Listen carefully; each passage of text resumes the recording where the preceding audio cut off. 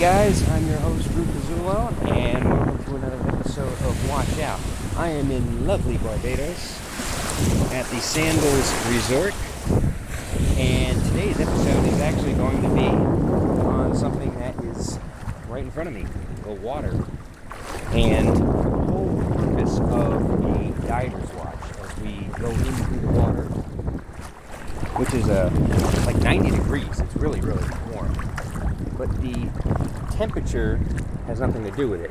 The whole fact of how to use a diver's watch and what they're actually used for is the whole purpose of this episode. So let me get into this sucker. Today what's on my wrist is a Pizzulo coat. Okay, this is a diver's watch, obviously. As you can tell, it's titanium with the rubber strap. And it is water resistant to 1,000 meters. Now let's go over what water resistance actually means when it comes to divers watches. Okay, there's several different areas of this. We actually covered this in the first episode of It's About Time many years ago. I'll go over it again, this way it's easier for everybody. There's several different water resistance levels when it comes to watches and what they can do. And when it comes to specifically dive watches, you have to have a minimum spec on what that actually is.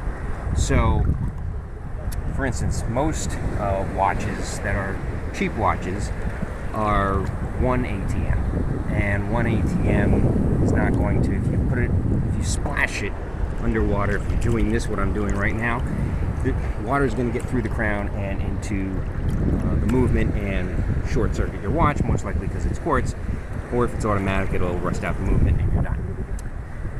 More of the population is 3 ATM. You'll see that with a lot of watches that are fashion watches, such as the Gucci's of the world.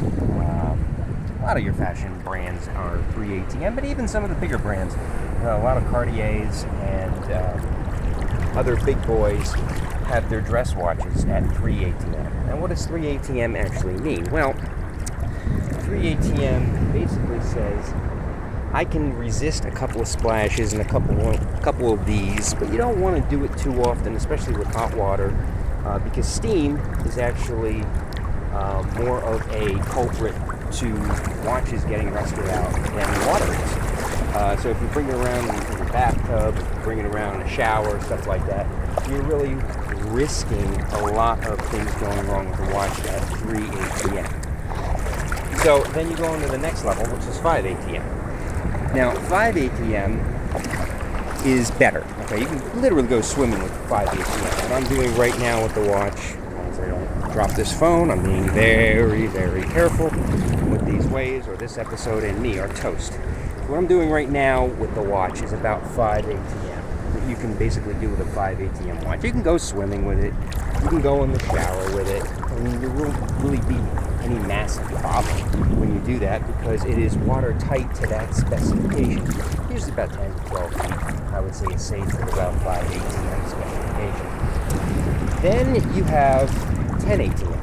Okay, 10 ATM is the next level that is the next closest to being a diver's watch, but is not a diver's watch. Because what 10 ATM basically does is, yeah, you can go further down through, you can go 20, 30 feet, no problem. Again, everything else I said with the shower and everything else, you're safe in terms of the tightness of the water specs and everything else for the watch. However, it's still, again, you can go diving with a 10 ATM watch, but it's really not recommended for long periods of time, just because the seals, a lot of the 10 ATM watches aren't screw-down crowns, and they don't have a seal lock like this Pizzulo coat does. And for long term, it's not really designed for salt water, because salt water corrodes things over time. The minimum diver's watch specs that you're really looking for a diver's watch is 20 ATM. 20 ATM, 50 ATM, 100 ATM, which is, basically what you're looking at, which is basically what this one is. And those are considered specs in terms of divers watches.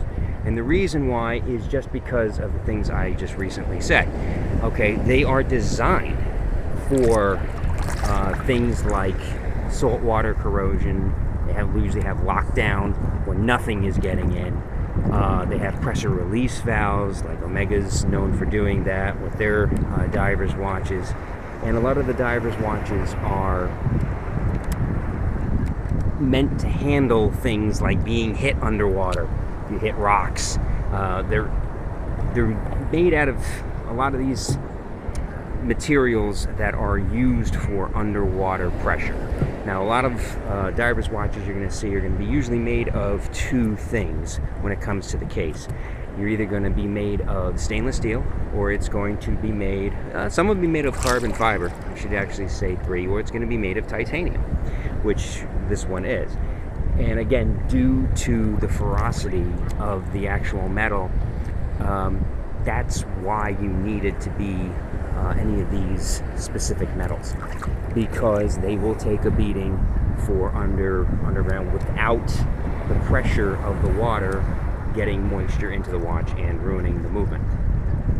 So basically, that's why you have to have certain dive specs for what they call divers watches.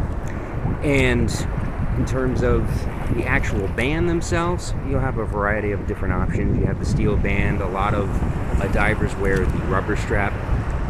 This actually has to be a combo.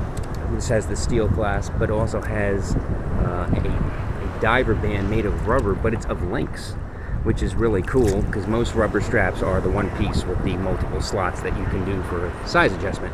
This one actually has links, and it pulls over. These actually pull out for a wetsuit, which again, Gigi Lecoultre was one of the things they thought of when making this diver's watch and putting it out in the market. So you got to understand there's a lot of different specs and reasons for having dive watches and what they do. Most dive watches are automatic.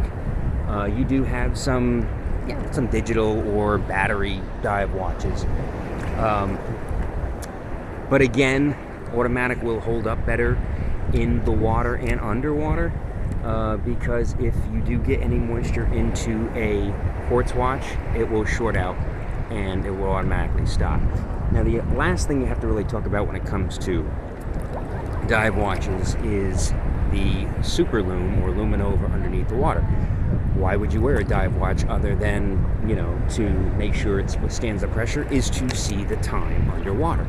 And they can either do that two different ways. You can either do that with the super luminova, which Oris is definitely known for using, especially with their dive watches, and Rolex and Gigi. Most of them, or I'd say 80% of them, will use super lume for their high-end dive watches. The other 10 to 20%, like Ball, will use tritium tubes, and they are not as bright, but they last a long period of time because they're using radiation, and that radiation will glow for 50 to 100 years, so in all different types of colors. So you're going to see these types of things happen with dive watches overall. So I hope you enjoyed this video. I hope you're enjoying the wonderful sights and sounds of Barbados Sandals. So far it is a glorious place, one of our first couple days here.